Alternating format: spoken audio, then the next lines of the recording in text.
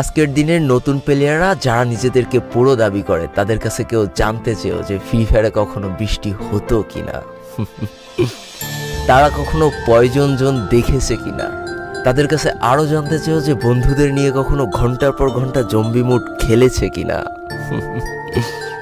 তারা কখনো ওল্ড প্লেয়ারদের মতো পিকে নামতে ভয় পেয়েছে কিনা, তারা কখনো সারা ম্যাপ দৌড়ে দৌড়ে গুলোয়াল কুড়িয়ে নিয়ে এসে নিজের পুরো টিমমেটের হাতে তুলে দিয়েছে কিনা।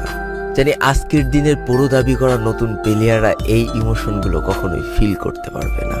আমি নতুন প্লেয়ারদের ছোট করছি না, কিন্তু তোমরা আসলে জানো না করোনার সময় পাড়ার গলিতে সবাই একসাথে বসে ফ্রি ফায়ার গেমটা খেলার মজাটা কী ছিল। তোমরা আসলে জানো না শুক্রবারের রাত 12টার সময় লিডার অফিসারদের মধ্যে কাস্টম কার্ড ক্লেম করা নিয়ে তাড়াহুড়ো করার মজাটা আসলে কী ছিল।